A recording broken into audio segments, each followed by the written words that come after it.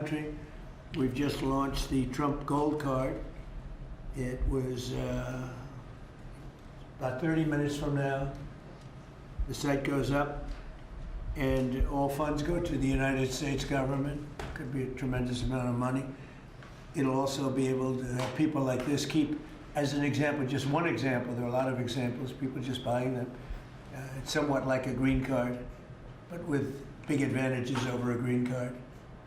And companies are going to be able to go to the Wharton School of Finance, the Stern Business School, Harvard, MIT, wherever you may get your students, any school, and you're able to buy a card and keep that person in the United States, actually, so there's certainty, because I've heard from Tim Cook of Apple, and I've heard from a lot of people, some of the people at this table, that essentially in the United States you can't keep the student. You can't hire people from the best colleges because you don't know whether or not you can keep the person. They come and have the people get out, they throw the person out of the country. You graduate #1 from your college, and there's no way of guaranteeing, I guess you could say, there's no way of guaranteeing that they're able to stay in the country. Howard, maybe you'll give a little description of the Trump Gold Card, please. Sure. So for an individual, it's $1 million, and for a corporation, it's $2 million. And as the president said, for a corporation, they spend $2 million. They can then have an employee, full vetting, the best vetting the government has ever done, $15,000 vetting to make sure these people absolutely qualify to be in America, absolutely qualify. And then the company can keep them here, and they have a path to citizenship, right? Obviously, they have to be perfect people in America, and having passed the vetting, after 5 years, they'll be available to become citizens, and then the corporation can put someone else on the card. So for a company, they can keep putting people on the card, one person per card, and for an individual, it's $1 million, and it's a gift to the United States of America, to help America be great again under Donald Trump. And it's really two gifts. It's a gift of getting somebody great coming into our country, because we think these will be some tremendous people that wouldn't be allowed to stay. You know, they graduate from college, they have to go back to India, they have to go back to China, they have to go back to France, they have to go back to wherever they came from. Very hard to stay. It's a shame. It's ridiculous things. We're taking care of that. The companies are going to be very happy. I know Apple's going to be happy, but a lot of the companies, nobody talked to me more about it than Tim Cook. He said it's a real problem, and it's not going to be a problem anymore. As you know, they used to send people up to Canada and other places, other countries, so we solved that. And the other thing is it'll take in, we think, probably billions of dollars that will go to the Treasury of the United States, that will go to an account where we can do things positive for the country. So it'll be a great thing. We'll take in, I think, billions of dollars. Many billions of dollars, even. So that's very exciting. The Trump accounts are doing really well. We have a man on my right, Michael Dell, who's an extraordinary person. His wife is even more extraordinary. I think I can say that. They have such a good relationship, she's an extraordinary person, absolutely. Right?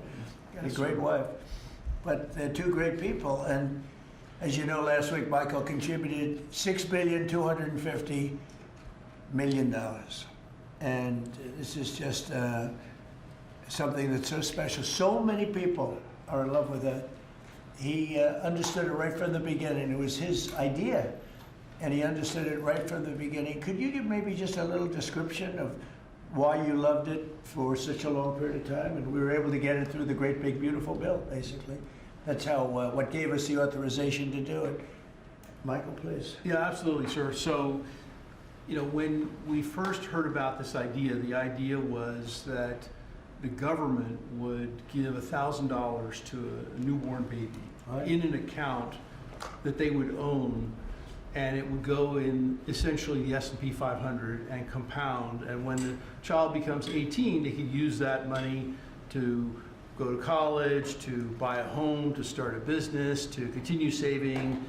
And I thought that was a great idea. I thought it'd be great if companies matched the government's contribution, which we're doing. A lot of the companies around the table have committed to doing that.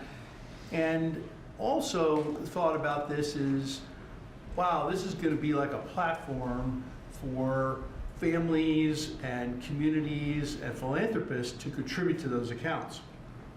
And so we originally started with the idea of, well, what if we gave some money to all the kids in our home state of Texas, right? We thought that would be a nice thing to do. That's still a lot. Yeah, there is. 1 out of 10 new kids in America born in Texas. Yeah, it's pretty good. Happen to be a fan of the state of Texas, but anyway, we thought about it some more, and we thought, this is going to be something really special. We have a foundation. It focuses on children. It's been around for 26 years, and we said, well, why don't we go bigger? And so we talked about it, and now that the Investment America Act is a law, which that in itself is a incredible thing that occurred. It does create a platform, and we were super happy to announce that we would give $250.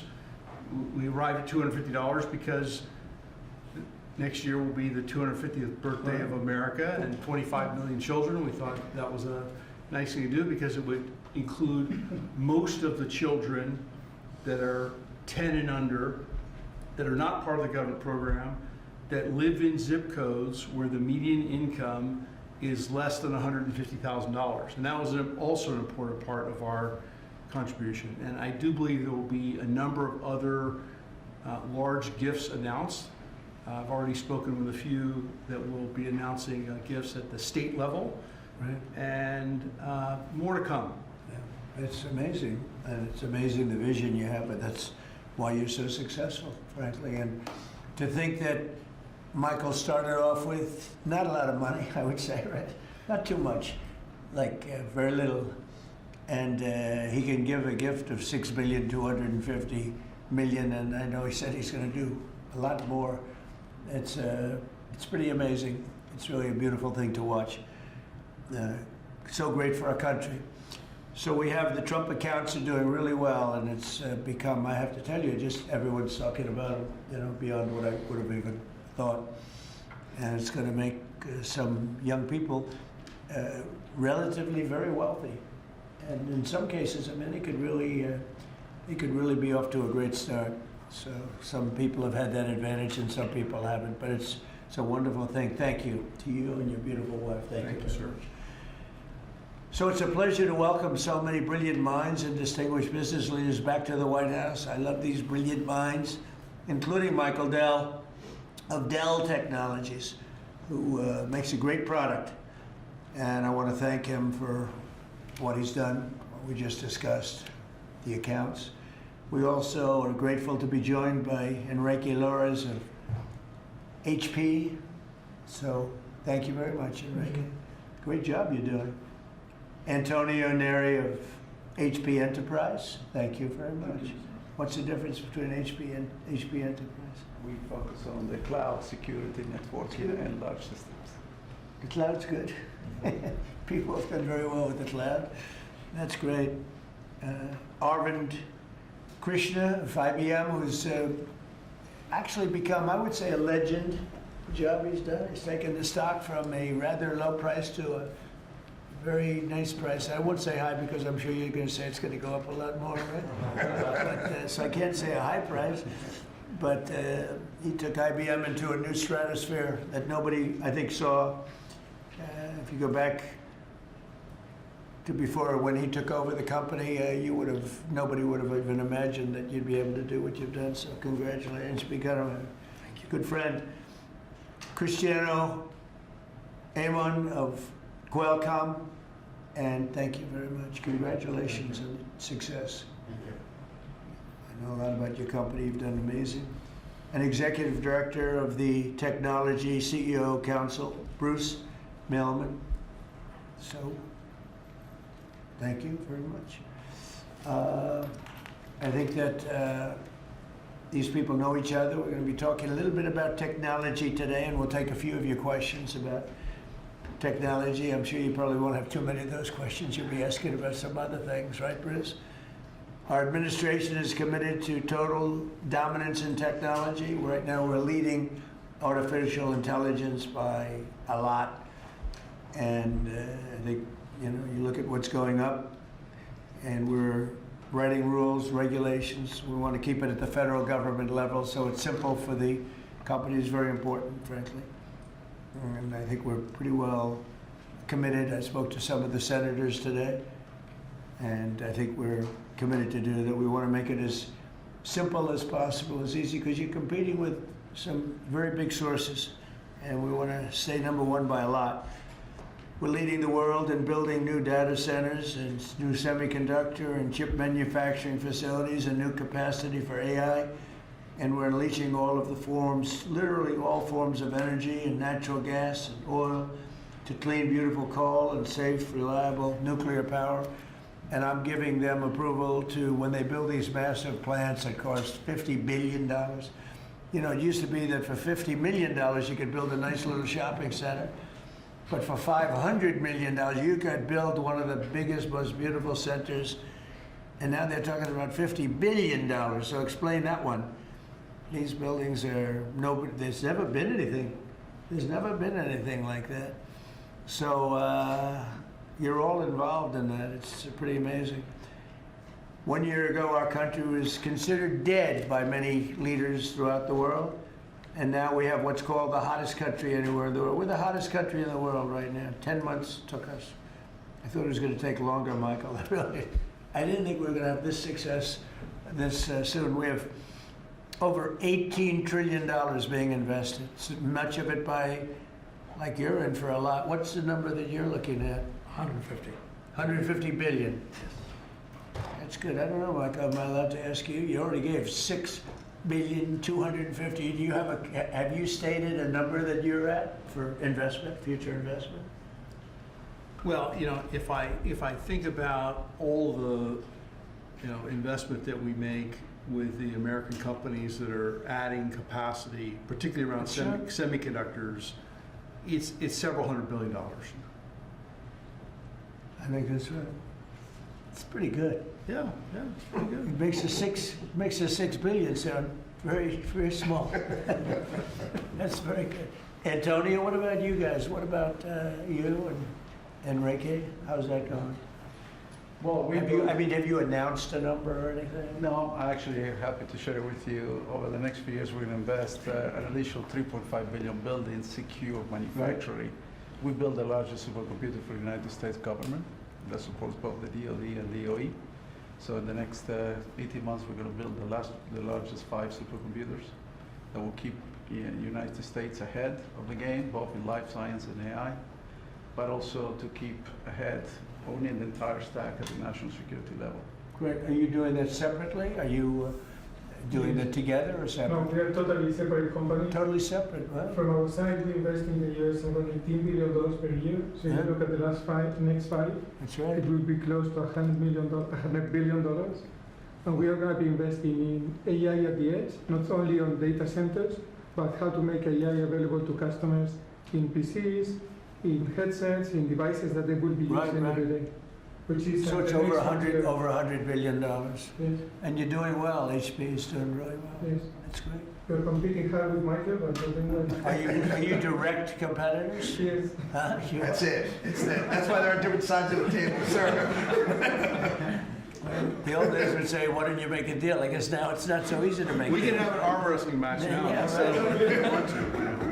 And Cristiano, you've been amazing, right? Your company with the investments. How are you doing with investments? We're doing great. I think, Mr. President, you have a great decision. I think when you drove our company to continue to be innovating, and I think we're doing very good. We've been, in addition to doing phones, I think we're now, our chips are going to every car company in the world, all the car companies. We're entering into the robotics. There's a lot of growth in robotics and the data center. New smart glasses going to be the future mobile devices. Industrial, I think a lot of the drive towards manufacturing the country is driving a lot of technology for smart manufacturing. We're making chips for that, so I think we're very excited. And I think, like Michael, I think the number of industries our chips are being enabling is driving hundreds of billions of dollar investments. And most important for us, semiconductor manufacturing is very important. So we are going to be customer of the fabs that are being built in the United States by TSMC and Samsung. So That's we're great. just going Yeah, to keep that's going big stuff. forward. Yeah, those investments are very important, and we are all customers of those fabs. to be Those clear. two are my customers too. So Yeah. Memory stuff, memory? we don't do memory. We do a lot of the Who's the king of memory? It's Micron and Micron's- SK yeah, Hynix. and Micron's another one doing very Yes. well. That's great. Yeah, I heard you're doing fantastically. Congratulations. Thank you. Thank you, Mr. President. The stock market has set a 51, think of this, 51 all-time record highs during the last 10 months. 51. You guys are big beneficiaries. You're setting the records, right? It's amazing. 51 times we've hit a new high. And in the history of our country, if you think about it, 51 times during the last 10 months. And Bruce, let me ask you, pull these people all together. How's it looking for technology? A lot of global competition, but you'd rather be playing our hand than any other hand in the world. I think so. We have a good hand right now, don't we? Joe Biden secured just really much less than $1 trillion of new investments in 4 years. And in 10 months, we secured more than $18 trillion. So 18 times the amount in 10 months what they did in 4 years. And they would have gone negative. They were heading toward negative. In other words, not $1 trillion, but it could have been 3 or 4 or 5 trillion less because people were leaving. So it was a big turnaround in 10 months. The $18 trillion, it's a record. There's never been a country that's gotten anywhere near that. In the Middle East, when I left the Middle East, we brought back $3 trillion and lots of Boeing airplanes, like 300. And Boeing gave me the award for the greatest salesman in the history of Boeing, which was a nice little award. I have a little plaque. The greatest, I think I've sold 1,000 Boeing planes. Can you believe it? Now all they have to do is make them. Okay, they got to make them, but they will. But we have made historic trade deals with the United Kingdom, China, Indonesia, Vietnam, Japan, the EU, Malaysia, Cambodia, El Salvador, Argentina, Ecuador, Guatemala, Switzerland, Liechtenstein, Thailand, and South Korea, and many others. And a lot of it's based on the November 5th election result, which was a massive victory. We won all 7 swing states, the popular vote. We won the Electoral College by a landslide. We won counties. The counties, they do I don't know, to me it's the most accurate of all in many ways. We're at 2,700 counties against 525. That's pretty good, right, Cristiano? Pretty good. 2,700 against 525.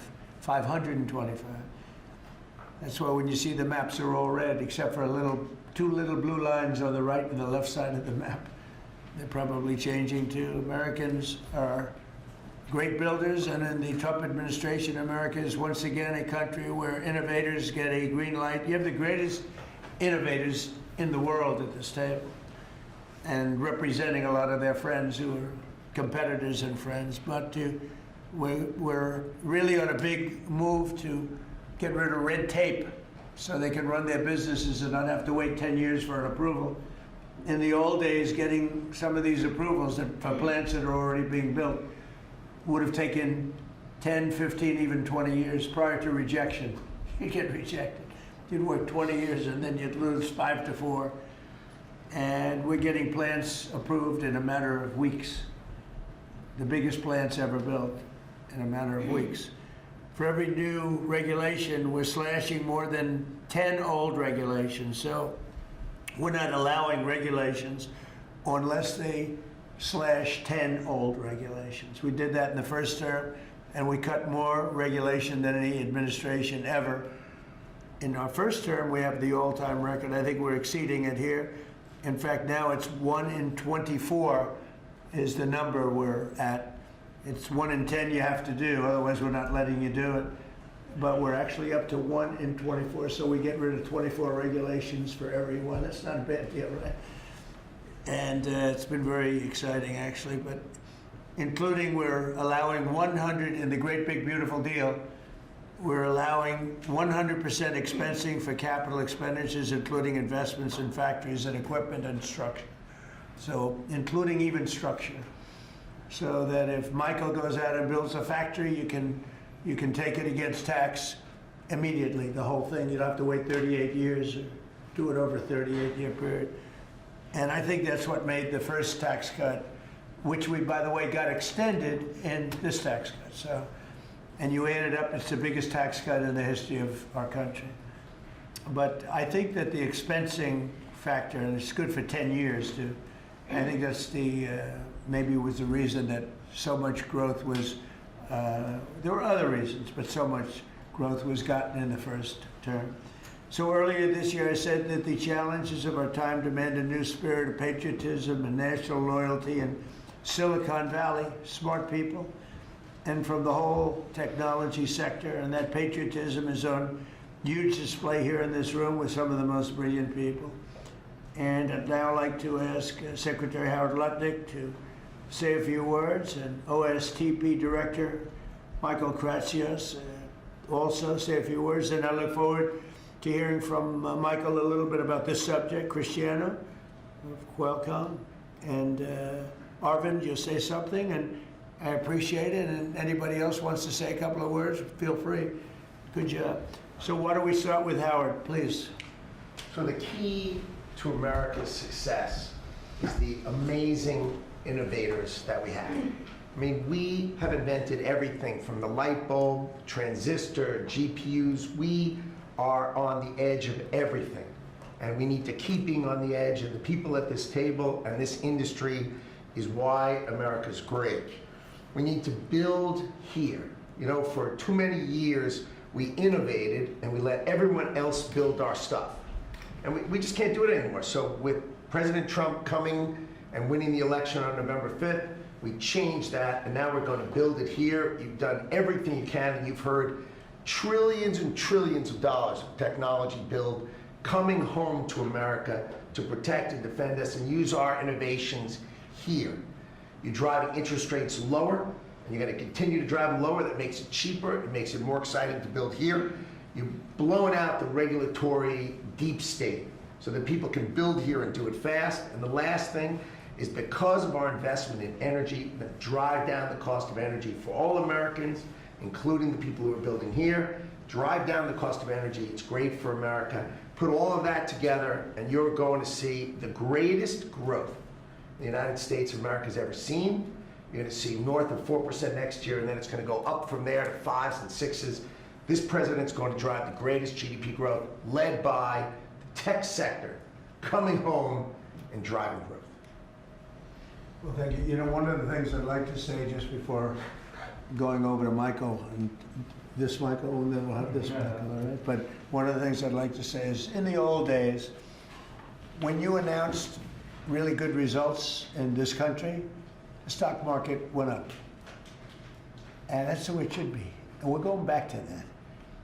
Because otherwise you can never really attain true greatness. In other words, GDP at 4. Oh, 4 is so high. Let's raise interest rates and kill it. And we're going to go back to the old days. When we announce great results, it doesn't mean we're going to raise interest rates and try and kill it. It means that instead of 4% GDP or 3%, which I said it's so wonderful, 3%, it should be able to be 20 or 25%. I don't know why it can't be. You shouldn't kill it. And so we hope that if this country announces great results, because you're going to see great results over the next couple of years, all these plants, and I'm not just talking about AI, we have the biggest number of auto plants planned. Toyota just announced $10 billion in plants built, various couple of locations, few locations in the country, just a little while ago. They're all coming here. They're coming here because of tariffs, because they don't want to pay tariffs, but they're coming here because of the election and the mindset. But when we announce good results, the market should go up. Now it's when you announce good results, Michael, the market goes down because they say, oh, that means things are good. That means we're going to kill it by raising interest rates. I think it's really wrong. It should be the opposite of what it is now. It should be the way it used to be. We announced good results, the market should go up, and we should keep driving it up and have it keep going up and let it be much, much bigger, much, much better. And, you know, growth doesn't mean inflation. They're always afraid that, oh, we have, and if there is inflation, that's okay, then we can slow it down. But we should be able to do a lot better than 3 and 4. We're scheduled to be at 4%, which is pretty amazing because we have a you know, deadhead Fed hair. I mean, this guy, the head of the Federal Reserve is a stiff. And, you know, you fight that. It's amazing. We fight that, and yet interest rates are going down, except with him, not too much. He did a rather, I would say, a rather small number that could have been doubled, at least doubled. And that's the other thing. I think the rates for the United States are always the lowest in the world, because without us, there is no world. Without this economy, there's no world. You know, you could go to some of these wonderful countries that you think are so great. Well, one of the reasons they're great is because we allowed them to get rich off of us. We didn't charge them anything. You look at some of the deals, I don't want to say, use Switzerland as an example, but Switzerland paid almost nothing in terms of a tariff or a tax or whatever you want to call it, license. They paid nothing, and you know, they're paying now. They're paying a fair amount. I had them at 39%, but I decided to be nice. I was nice, and I think they like us a little bit better. But the money you're talking about is enormous. Our country is a very rich country. But if we do well, the market should go up and the value of our country should go up. And if we do poorly, the market then should go down. It shouldn't be the opposite. And if we go up, we should encourage it to go up more. And those numbers, when you say, you know, 3% of GDP or 4% of GDP, they should be much higher. So, you know, I've wanted to say it, I do say it, I believe it, and we have to get a mindset that when a country is doing well, you don't want to kill the growth. That's what they're doing. They kill the growth. I don't know if you guys even agree with that. They kill the growth because they're so afraid of inflation. But you can have tremendous growth without inflation. Everything goes up with the growth, but that's not inflation. So I think we can do much better than traditional numbers. And you see that. You see that with what we're doing. We're leading in everything. And now, and remember this, as far as prices are concerned, and they talk about affordability, I inherited the worst inflation in the history of our country. They say it was 48 years, but I say it was the history. What difference? It's 48 years, they were telling me. They said I was being inaccurate because I said the history. I think 48 years is a long time, but it's actually, I disagree. I think it's the history. So in the Biden administration, I inherited the worst inflation in the history of our country, or 48 years. And prices were very, very high. I brought the prices down. We had yesterday 3 states where oil was at $1.99 a gallon. How about that?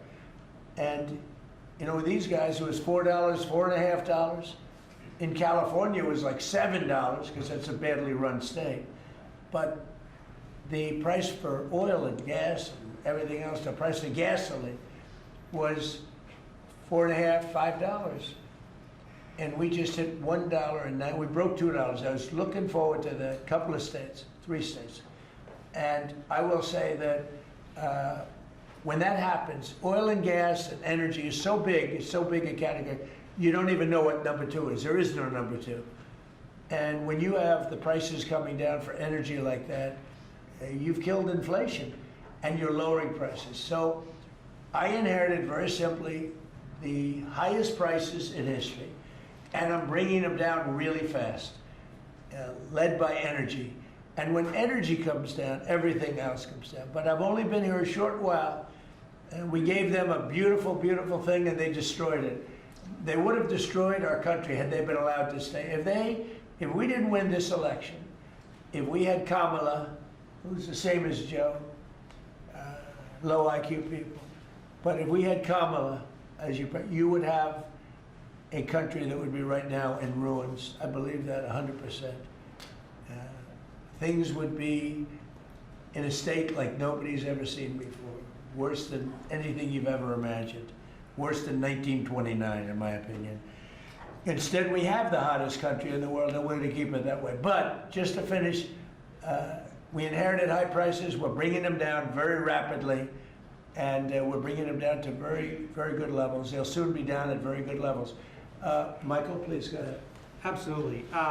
As everyone in this room probably knows very well, leadership in science and technology has been foundational to our economic and national security for decades. And because of the policies that you have championed and the private sector partnerships that you have made, America currently is leading the world in S&T, and it's benefiting all Americans every day.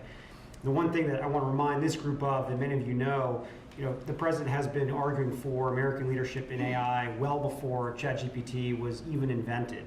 The president signed an executive order on artificial intelligence leadership in 2019, which set the stage for the revolution that we're seeing today. In the past year, we've built on that. We signed out the AI Action Plan in July of this year, which the president launched here in Washington, along with 3 EOs. And I know a lot of that effort is around creating a regulatory environment to allow for companies like yours to thrive and for the applications that you build to have the biggest impact on Americans every day. So thank you for everything that you do, and I know we're going to keep working together to make sure that America is the home for the next great technological discoveries. All right, thank you, Michael. And Michael? Thank you, sir. Well, look, we greatly appreciate the focus the administration has on lowering energy costs. And energy is the substrate of manufacturing at the industrial level, and really an incredibly important input to the economy. We can't be competitive without a super low cost energy industry. And had a great meeting earlier today with Secretary Wright, and really appreciate all the work that he's been doing. This is, of course, incredibly important when it comes to AI, because it does consume a great deal of power. All the semiconductor manufacturing consumes a great deal of power. Another big area of focus for us is how we can take all this great AI technology, the AI stack of the innovative companies here in the United States, and sell that around the world. And I'd like to ask Arvind to speak a little bit more about this. Arvind? Thank you. So, Mr. President, first, we really would like to thank you for everything you're doing for economic growth, as you said. I completely agree with you. Economic growth then drives a lot of other benefits to everything else. We also want to thank you for all the work you're doing on deregulation and making things easier for business to participate in that growth. Michael spoke of the AI stack. It's incredibly important that under the action plans that you have laid out and Michael Kratzer just spoke of, we really help promote the AI stack, which is not semiconductors only. Those are incredibly important, but it's semiconductors, it's software, it's the systems which many of us here build, and it is the software applications on top. The ability to take those to all our friends in countries, so all the friendly countries, is going to be very, very important. And we wish to work with your government to make sure that we can do that, because otherwise we're afraid that competing countries are going to be able to get that stack. So we would say that. Anything that you're looking at that we can help you with, so that you create a bigger and better IBM and hire a lot more people? Anything you need? A few countries, we'll speak to members of your administration to make sure that those can go and that barriers get lowered for being able to do it quickly. We agree guardrails are necessary, but lower barriers would be very, very helpful. You mean tariffs? No. Because are these countries tariffing you, any, making your life difficult? Are they doing anything else to make your life difficult? It's the ability to take certain systems which have semiconductors inside them into these countries. So right now, because we have controls on where all the semiconductors can go, then the entire system is restricted. That's what we want to do. The same as How many countries do that? Probably a half dozen. So I can tell you the countries already. I know. yes. I know every country very well. And We have ways of combating that quickly. So you'll let me know. And the last part I'd like to say is I'd also like to thank you for all that you're doing to help modernize government itself, because we think that that's incredibly important. You know, you made a number of announcements, but a couple that I'd just like to point out, we worked with Commissioner Frank Bisignano to help make Social Security better. So I would like to thank you for your help on that. And we'll work with him on making IRS. He's done a fantastic job. He is. Frank's great. He's done a great job, Frank. He's had a great career, actually left a tremendous career where his salary, I think, was 100 times greater than it is now. And he was at JP Morgan Chase, and he's doing a fantastic, he did a great job at Social Security, quickly. And we hope to help him replicate that now at the IRS also. Very good. Thank you very much. Good job. Cristiano, please. Yes, just a few points. I think, first of all, Mr. President, thank you for your vision. Thank you for understanding the importance of the American private sector in industry, I think, and the growth of the economy.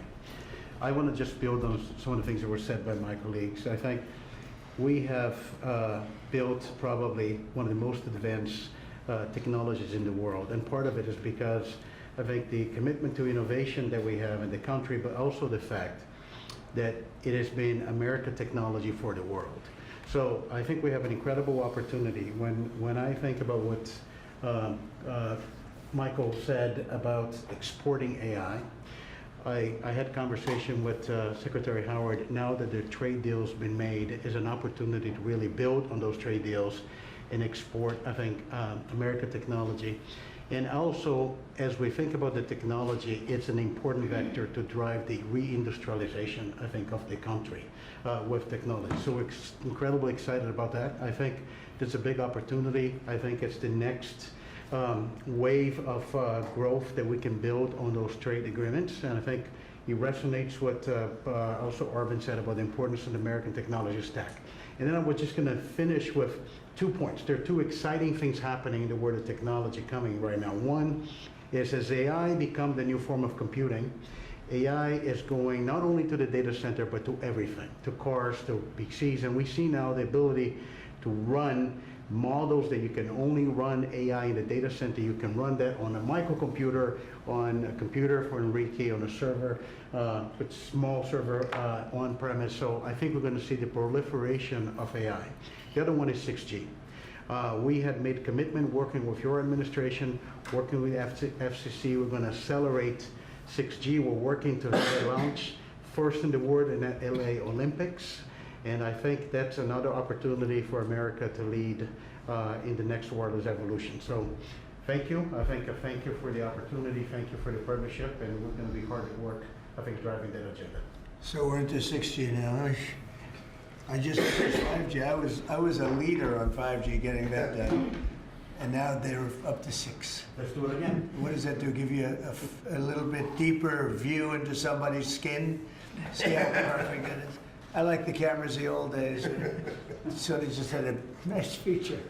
Now they cover every little. Let's see, Michael, you're in good shape. You're not gonna. But I tell you, it's the 6 is coming, huh? It's coming. Does it ever end? And what happens? You'll be into 7, right? Before 6 gets old, you'll be into 7. Anybody have anything else to say? Anybody? I think the other thing is we want to thank you as well for the openness of your organization and your team. We always find people that wants to hear what we need and is willing to design programs that will support us. So thank you for. Well, we're here to serve you. We want you to just dominate the whole world in terms of what you do. It's a very important world, and you're doing that. And we're making it easy for you, and that means you're going to do it faster. It's more jobs, and a lot of good things happen. Right? Go ahead, Thank you, please. Mr. President. You may not recall, but in your first term, you actually sponsored the Department of Energy to build the largest systems ever built. And thanks to your sponsorship, the Department of Energy owns the 3 top supercomputers in the world. Yeah. And we build it with them. And these are systems that can do quintillion operations per second. And that means we can solve I know. a lot of We made that possible. It's worked out very well. Good. solve problems. So I know we're going to build the next generation again. Good. Sounds good to me. Any questions, please? Mr. President. Thank you. Can you explain a little more about this Venezuelan oil tanker and share a little more information? Well, I'll let the people do it, but you see the result, and I guess they probably have released the pictures by now, or pretty soon. You'll discuss that with the appropriate people later on, but no, it was seized for a very good reason. Cuba. Sir, there's a new proposal from DHS that would see tourists from a lot of countries have to hand over 5 years of social media history to get a tourist visa.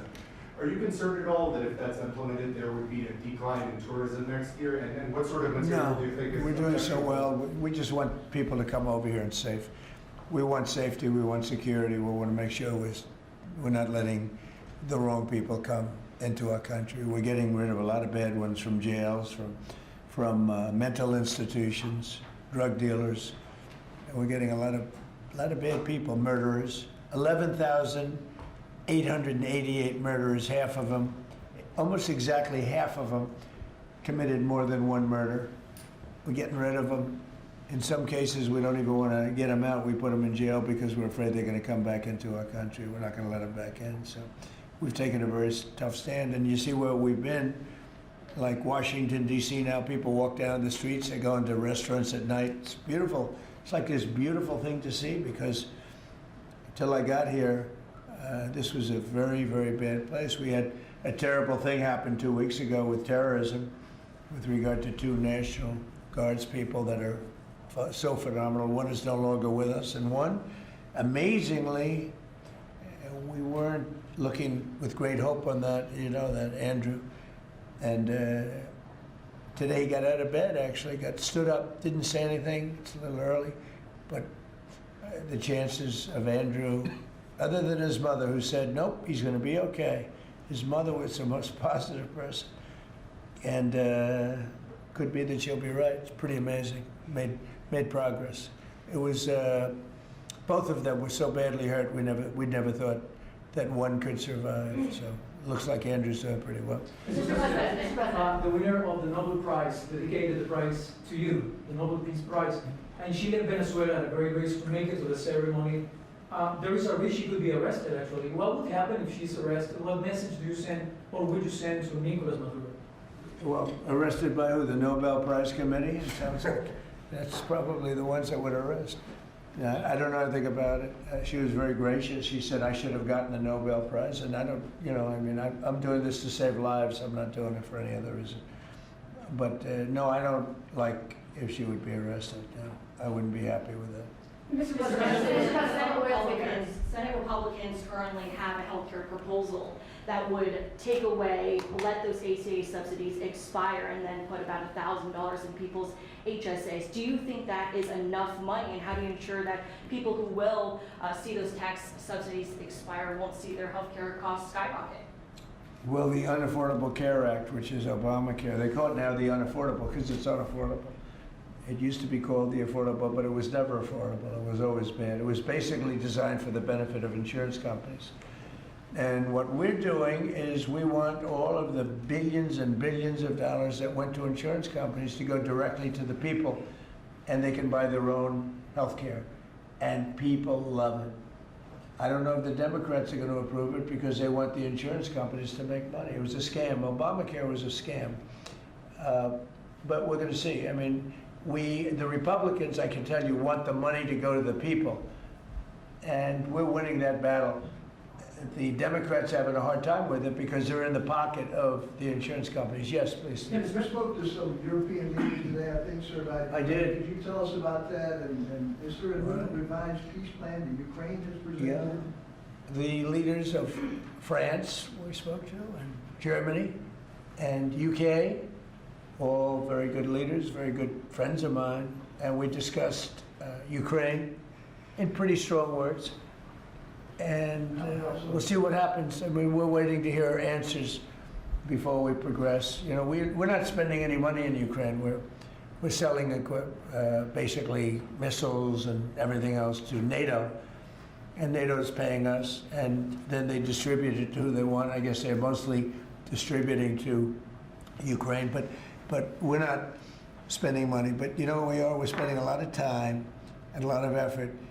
Because last month, 27,000 soldiers were killed. Both, think of it, 27,000. That's if you take a football game and take half the stadium, that's 27,000. So 27,000 soldiers were killed. Russian and Ukrainian soldiers were killed. And I want to see that stop. We'll find out. Look, there are a lot of things happening right now. A lot of people say it's closer than it's ever been. It's a war that would have never started. If I were president, would have never started. It's a war that should never have started. But we'll have it figured out, I think, within a pretty short You period. say very strong terms, sir. Could you explain that? Well, I think we had some little disputes about people, and we're going to see how it turns out. And we said before we go to a meeting, we want to know some things. You know, they would like us to go to a meeting over the weekend in Europe, and we'll make a determination depending on what they come back with. We don't want to be wasting time. Sometimes you have to let people fight it out, and sometimes you don't. But the problem with letting people fight it out is you're losing thousands of people a week. It's ridiculous. The whole thing is ridiculous. Mr. President, 2 questions. One, the oil tanker. Who owns that oil tanker? You'll get that information later. Okay, and have you spoken to Maduro since your last conversation? No, I Has it haven't. only been one conversation? No. And when you say that the European leaders want to have a meeting over the weekend, are you talking about with Zelensky or with them? With Zelensky and us. And you said in an interview yesterday that you think it's time for Zelensky to start accepting things. What things are you talking about? I think he has to be realistic, and I do wonder about, how long is it going to be till they have an election? It's democracy. It's a long time.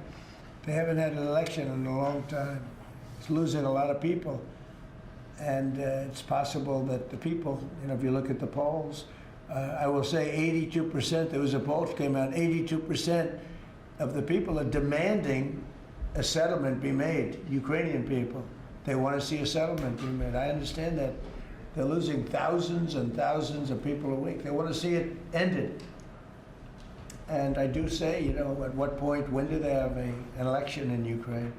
That's not casting dispersions on anybody, but they do have a massive corruption situation going on there. And they do say, when are they, people are asking this question, when do they have an election? Are they going to have an election? Or are they going to just keep it going like this? So I think it's time to get that war settled. And I think it's a war that can be settled. But it takes two to tango. Mr. President, it's not about the new owners of Warner Brothers Discovery to make changes at CNN, big changes, and have you spoken to Jared about it? What are you doing with him, or get you sort of wall him off a little bit? So what do you want to know? What changes do you want to see at CNN under new ownership? Well, I'm not involved in that. I will be probably involved, maybe involved in the decision. It depends. You have some good companies bidding on it. I think the people that have run CNN for the last long period of time are a disgrace. I think it's imperative that CNN be sold, because you certainly wouldn't want to put people, just leave those people with some money, good money, and CNN, so that they can spend even more money spreading poison, because it's lies. It's a disgrace. So I wouldn't want to see the same company end up with CNN, the same company with money, because right now they don't have too much money, but they have value, I guess, based on the bids. They've got value. But I think CNN should be sold, because I think the people that are running CNN right now are either corrupt or incompetent. And that'll be a factor in the decision making, because we've got some. Well, in my mind, but I can be talked out of that by some very talented people that we have, antitrust people. But I just think that the people that have run CNN into the ground, by the way, nobody watches, very few people watch. I don't think they should be entrusted with running CNN any longer. So I think any deal should be guaranteed and certain that CNN is part of it, or sold separately. But I don't think the people that are running that company right now and running CNN, which is a very dishonest group of people, I don't think that should be allowed to continue. I think CNN should be sold along with everything else. Sir, lastly, you spoke about affordability earlier in your remarks and yesterday in Pennsylvania. How much more can we expect to see you on the road kind of delivering that message? And are you worried at all about the Democrats winning a couple more things in Miami and Georgia? I don't worry about it. It's like statistically, it's amazing. When you win the presidency, even if you win by a landslide like we did, and even if you do a good job, and some people say we've done the best opening 10 months in history, in the history of the presidency. I think we have. Who's done better? We ended 8 wars. We have the strongest economy. We have $18 trillion coming in, which is more than any country had, times I think 5 or 6. 18 trillion is a lot even in your standard, right? Yes, sir. Even for that guy, 18 trillion is big numbers. But we have $18 trillion coming in. Pretty amazing, right? I think Qualcomm would be very impressed if they had even a little piece of that. So we've done a great job. But for whatever reason, and nobody's been able to give me an answer, when you win the presidency, you seem to lose the midterms. Even if you win the presidency by a lot and you do a great job as president. Some presidents have done good, and they've lost, I think it's like 2 times in the last many, many years it's been won. I don't know why. It doesn't make sense. Usually I can figure things out, but I don't know why, but that seems to be. But other than that, we should win because we're doing great.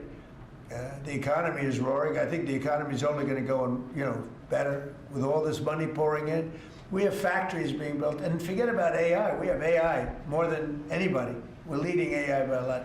But we have many car companies coming in from Canada, from Mexico. They're closing. They're coming in from Mexico. They're coming in from Canada, from Japan, from Europe, all over Europe, Germany, all over Europe.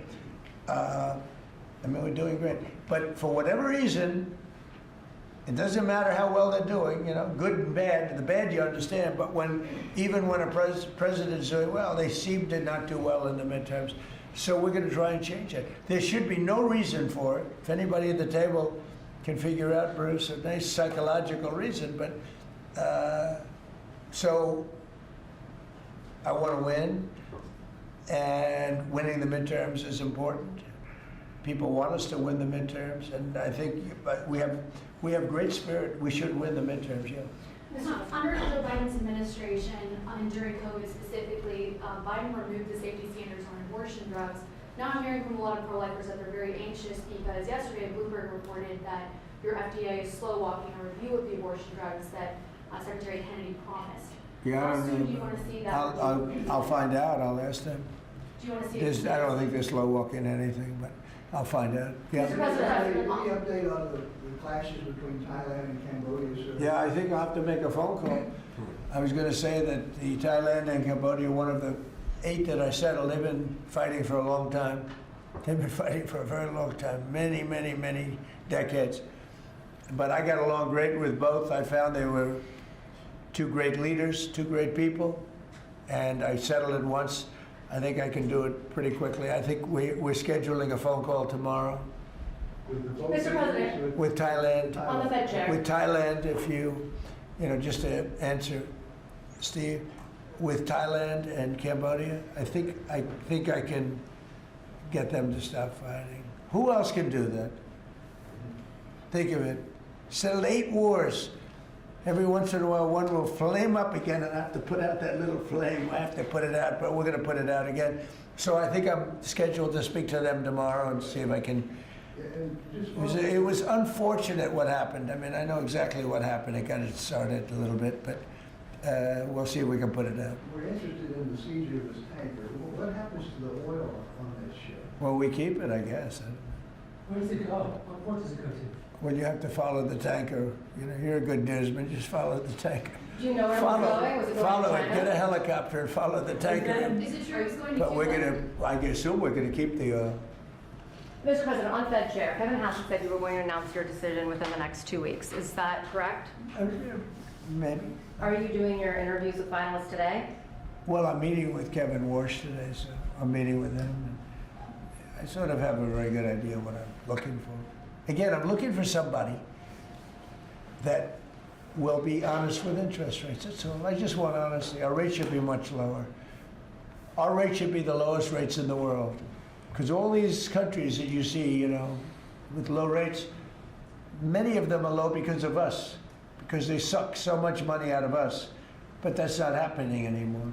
We should have the lowest rates in the world. And without us, none of them really exist as an economy. I mean, I can show you these really prime, really wonderful countries. They've had nothing but success. It's because they took so much out of the United States. I mean, it's one of those little problems. I want to see that when we do well, we're rewarded for doing well, not the way it's been for the last pretty long period of time. Are you asking these finalists to pledge to lower rates? Are you asking these finalists to pledge to lower rates if they become the chair? No, I'll be asking questions and I'll be able to figure it out. Mr. President, we have 3 countries sending drugs to the U.S., Mexico, Venezuela, and Colombia. And you talked to the president of Mexico, you already talked to Nicolas Maduro. Have you considered talking to the president of Colombia, who you call a drug leader? No, I haven't really thought too much about him. He's been fairly hostile to the United States, and I haven't given him a lot of thought. He's going to have himself some big problems if he doesn't wise up. Colombia is producing a lot of drugs. They have cocaine factories that they make cocaine, as you know, and they sell it right into the United States. So he better wise up, or he'll be next. He'll be next too. And I hope he's listening. He's going to be next. Yes, Mr. President. because we don't like people when they kill people. And they sell drugs, they kill them in the United States, and Colombia is a major manufacturer of drugs, meaning cocaine in particular, as you know. Thank you, Mr. President. Thank you. Multiple House Republicans in recent weeks, days, have been critical of Speaker Mike Johnson. I wanted to ask you if you're still confident in the Speaker to keep his conference together ahead of the midterms, and how often are you speaking about him? I think Mike Johnson is great. You know, he's had a majority of 2, 3, 4, then back to 2. We actually had 1, so we were 1 heart attack away from disaster. So everybody prayed for everybody's health. I think Mike Johnson's been a fantastic speaker. I mean, a very hard job because, you know, when you have a small majority, and we got the biggest bill in the history of our country approved, the Great Big Beautiful Bill. I call it the Great Big Beautiful Bill. There are different names for it, but to me it's a Great Big Beautiful Bill because it gives the biggest tax cuts in history, the biggest regulation cuts in history. No tax on tips, no tax on Social Security, no tax on overtime. I think Mike Johnson's been a great speaker. I think few people could have done that job. Do you want to see another big package move through Capitol Hill in the next year, or? Well, we don't need it because we got everything. You know, this was supposed to be 17 bills. And I think it was my idea, but, you know, with the concurrence of people that have done this a long time. And I said, why don't we make it 1 bill? Because it's very hard to get things approved by the Democrats. And it worked out because there was something good for everybody. If we would have done 17 bills, we wouldn't have gotten 1/3 of them approved. It was something great for everybody in the one, you know, the Great Big Beautiful Bill. Good to see you, Mr. President. I follow up on the event last night in Pennsylvania. Huge crowd turned out there. Big crowd. It seemed like Rally Trump was in prime condition last night. You enjoyed it. Can you just give me your thoughts on that? Then I do have a question on the gold card. Last night was amazing in Pennsylvania. We had a tremendous crowd. It was like freezing. And the people, the thousands of people on the sidewalk trying to get in, or the streets. It was an amazing evening, actually, and I think people really enjoyed it. I enjoyed it. You could tell that. I can tell that you enjoyed it. I enjoyed it. I really did. Well, you know, it's easy to enjoy when you do a good job, and, you know, when you can talk about things in a very positive way. It's hard not to say it. We have potentially the greatest economic boom in the history of the world. It's being built right now. And when it opens, there will be nothing ever in history like what's happening in our country. And, you know, Washington, D.C. is safe, and Memphis is now. Look at Memphis. Crime is down 60% in Memphis. We just got there 3 weeks ago. And we're going to have New Orleans. New Orleans we just sent a group of people there, and crime is down 28% in about 3 days. No, we do a good job, you know, and these are central casting people. These people they're very tough people if they have to be. They're very good, they're great patriots, but they are the toughest, and they don't take any nonsense. And every place we go, we knock down crime. Too bad that we're not invited more into Chicago, because we could save Chicago very quickly. But even that, we're doing it on a minimal basis until, you know, at some point we'll just go in and do what we have to do if the governor doesn't wise up. They got a bad governor, they have a bad mayor. I would say they're both incompetent, but it's hard to believe that people don't want to stop crime. We could stop the crime in Chicago in about 2 weeks. Go ahead. My question is on the gold card. And I apologize if I missed the answer to this. Is there a limit to how many gold cards these companies can buy? Howard? So the program is part of the already approved visas. So we're just going to have great people come into this country. You know, the average green card holder earned less than the average American. So they were more likely to be on the dole and be on our assistance programs than average Americans. And the idea is from President Trump, he wants to raise it, bring in the best people into America. So same visas, but now just full of the best people. Basically, it's a green card, but much better, much more powerful, a much stronger path. And a path is a big deal. Have to be great people, but much stronger path. And it also, in addition to that, helps companies, because not only for companies, but if IBM gets somebody #1 in his class at the Wharton School of Finance, and you're dying to get the person, but you can't guarantee the person stays in the country, because oftentimes they'll say, I'm sorry, sir, you got to get out of here, you have 24 hours, right? And you say, where's my employee? Now IBM can buy a card, and that employee can be there for essentially a very long period of time. Mr. President, It's so needed for the companies. You know, it's needed for others, but really it's basically a much better form of a green card. And you can't get green cards. They are impossible to get. This is much better than a green card. Yeah. Yes, so did you tell Bruce Blinken not to run for governor, or that she should think about not running for governor? I haven't spoken to, first of all, he's a friend, she's a friend. These are two great people running. In a way, I hate to see them running against each other. I hope they're not going to be damaging each other. But Elisa's fantastic, and Bruce is, they're two fantastic people. And I always hate it when two very good friends of mine are running. And I hope there's not a lot of damage done. Sometimes it works the other way. The victor ends up being much stronger because of it. A lot of times that happens in politics. You think you step in a couple months after you see who performs? Well, I think in New York we have a convention toward the end of February, and I think you'll know pretty much at the end of February what's going to happen. And I'll probably have to, you know, do what I want to do. But I hope he's running now, as you know, and she's running. We have two very talented people. Either one should win against the Democrats. Mr. President, Legacy's story lately focuses on one of your cabinet members predicting that you're going to fire this one or you're going to get rid of that one. Of all your cabinet members, who would you perceive as the most under attack?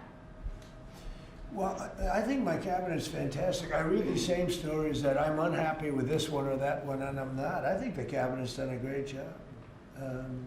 I read a story that I was unhappy with Pete because he was attacking drug dealers. I said, that's not exactly right. I would say very much the opposite. Pete Hegseth has been phenomenal. I read a story recently, I'm unhappy with Christie. I'm so happy with it. I mean, we have a closed border. We have a border that's the best border in the history of our country. Why would I be unhappy? She's fantastic, actually. No, we have a fantastic cabinet. Really fantastic cabinet. I mean, Lutnick I'll have to think about. No, can't have everything. Can't have everything. He's doing great. Well, Howard's done really well, and Scott's done really well. We have just a fantastic cabinet. I'll tell you who's doing a great job is Linda McMahon. We're bringing education back to the states where it belongs. Education is going, we can't do any worse than we're doing right now. Let the states run it. You know, if you go back to some of our states that are run so well, so good, I would say 40 of them. And then you'll have trouble with 5, and you'll have bigger trouble with another 5. But you have 35 or 40 states that will run education as good as Norway or Denmark, Sweden. We have some, you know, the heads of the list are Denmark, Norway, Sweden, a few others. I think if you go to Iowa and you go to Indiana and you go to, I can name a lot of states, I think it would be almost the equivalent to, maybe better. But you can't run a school system in Iowa from Washington, D.C. Yeah. Sir, the Gaza plan, when do you expect to announce members of the Board of Peace, the leadership of that? Well, we'll do it early next year. And the Board of Peace are gonna, it'll be one of the most legendary boards ever. Everybody wants to be on it. It's mostly gonna be, I guess, you know, we weren't thinking about it that way, but they wanna all do it. Basically, it'll be the heads of the most important countries.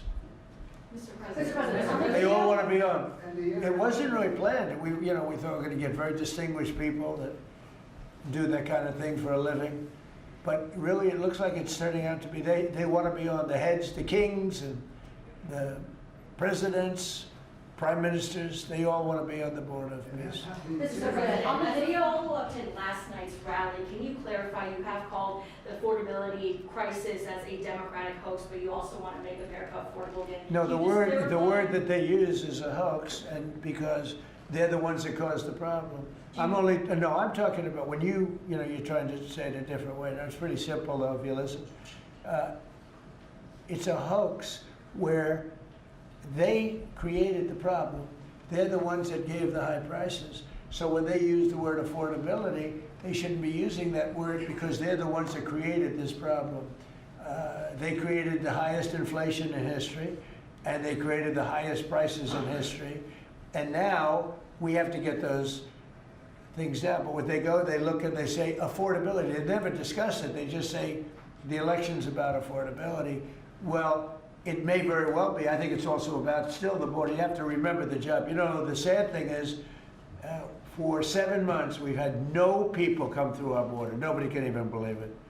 0 people. And the people that do that are largely Democrats, which the people that do the stats.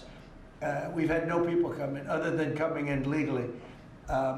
But if you take a look, and nobody wants to talk about that. In fact, last night I said, let me talk about the border. My own people told me, sir, nobody cares about the border anymore. You've fixed the problem. I said, do I get a little credit for fixing a disaster where millions of people a month would flow into our country, and from prisons and from gangs and from drug dealers and mental institutions?